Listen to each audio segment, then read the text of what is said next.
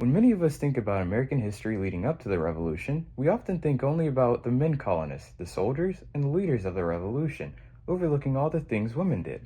In this presentation, I'll be talking about the book Revolutionary Mothers by Carol Berkin, an author with incredible knowledge of the roles of women in U.S. history and the many contributions women made during the early history of the United States.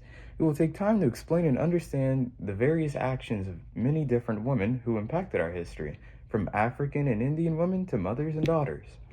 In a quote by John Winthrop, he says, "If she had attended to her household affairs in such things as belong to women, and not gone out of her way in calling the meddle in such things as appropriate to men whose minds are stronger, then she may have kept her wits." This quote, referring to when he thought his wife had gone mad because she read a book, does a good job at summarizing how men felt during this time. In this chapter, we see how women were made to feel as though they were only alive to help their husbands, and essentially the transfer of European views to the Americas. English societies reinforce this fact through religion, customs, and laws. Categories like femme sole and femme convert are examples of how men tried to restrict what women could and could not do.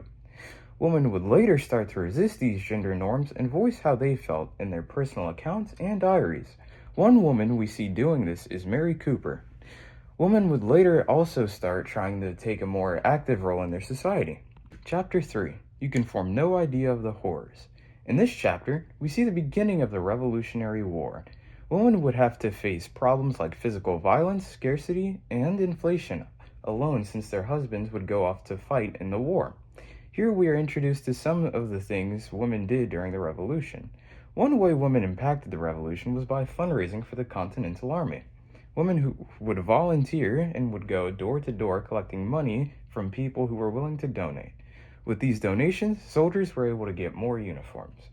This was also one of the earliest forms of women participating in political activism in the colonies. This could be seen as the beginning of women trying to gain a political voice. Chapter 4. Such a sordid set of creatures in human figure. We're introduced to women who follow behind soldiers called camp followers, carrying different kinds of items, supplies, and children. They also served as cooks, nurses, and spies. Berkin describes the appearance of the women following behind the troops, saying that even though it's fairly cold outside, they're wearing short petticoats and are barefoot.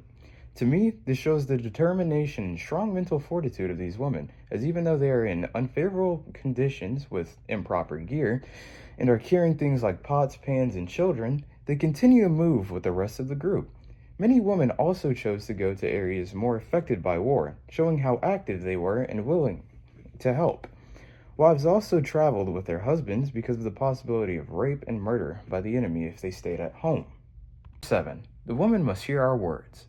This chapter shows us the many contributions of Native women and how they impacted American history. It introduces us to the differences between Native societies and European ones, one of the main ones being the gender roles. Some European women actually favored the Indian societies, saying that they were nice and they liked the way the gender roles were set up. Mary Jameson, a European captive to the Seneca tribe, wrote about how she liked the collective work that was there, which was completely different from her normal solitary housework. We can see how Indian women had even more of an impact when looking at what Molly Brant did. She was a Mohawk Indian who helped build a bridge between the Indian and European world after she married Sir William Johnson. They both held power, with Brant being a part of the Iroquois Women's Society of Six Nations matrons, and Johnson being the Northern Superintendent of Indian Affairs for England. N.T. Ward was another Indian who held great power and tried to work with the Europeans. She opted for a more peaceful approach, hoping for compromises, rather than an aggressive approach many other Native Americans around here tried. Eventually, though, the Cherokee stopped using treaties, and the women in the tribe started petitioning for the male chiefs not to sell any more land. In one instance, they said, "Your mothers, your sisters ask and beg you." This shows us that even though by this point their political power had greatly decreased, they still chose to use their voices to try and achieve change. Chapter 8. The Day of Jubilee is come. In this chapter, we see the contributions of African and African American women, many of them being slaves. The labor slaves were forced to do was tough, with horrible working conditions and improper clothing, poor housing, and subpar food. This doesn't even take into account the chances of them being punished and whipped or beaten, or having families separated from them. Even if you were free, it was still hard for a black woman to have a family, with Birkin saying free black women who worked as household slaves usually weren't allowed to set up an independent household with a husband or children. Many female slaves chose not to escape plantations so they could still care for the people they held close to them, like the elderly or children. This to me shows that the slaves really cared for each other in these horrible dark times. A notable black woman from this time is a middle-aged slave named Mumbet. She belonged to Colonel John Ashley, but with the help of a lawyer named Theodore Sedgwick, she sued for her freedom. After the court ruled in favor, Mumbet successfully got her freedom and changed her name to Elizabeth Freeman. And when asked what motivated her to get her freedom, it said that she learned about liberty by keeping still and minding things. This could be seen as a way black people resisted the cruel act and fought for their freedom. Chapter 9. It was I who did it. There were many courageous women during the American Revolution. Some women listened in to private conversations, and others got soldiers drunk and stole their weapons. As mentioned earlier, some of these women also worked as spies. One example of one of these spies is Lydia Darragh. She overheard British soldiers speaking of their plan to attack George Washington's men and successfully delivered a message to him telling him of the impending attack. Another woman who worked as a spy is Deborah Champion. She had the task of delivering dispatches to George Washington.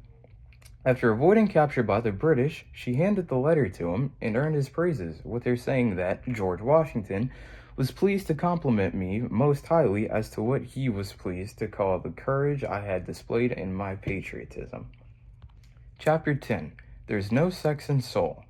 In this chapter, we see when the Revolutionary War ended, there was a rise in Enlightenment thinkers questioning the status of women. People like Susanna Rowson and Judith Murray advocated for giving women an education. Many of these movements held during the time period didn't actually achieve much success, but this did help get the wheel moving in terms of women's suffrage and equal rights. From reading this book, I learned that women played a way more active role in the formation of the United States and during the Revolutionary War. From doing different things like cooking and cleaning for thousands of soldiers and nursing them back to full health, they were a major fundamental part of the Revolutionary War and our success in it. I personally feel that without women and their participation, that war could have dragged on for many, many more years and could have potentially been a failure with the Americans losing.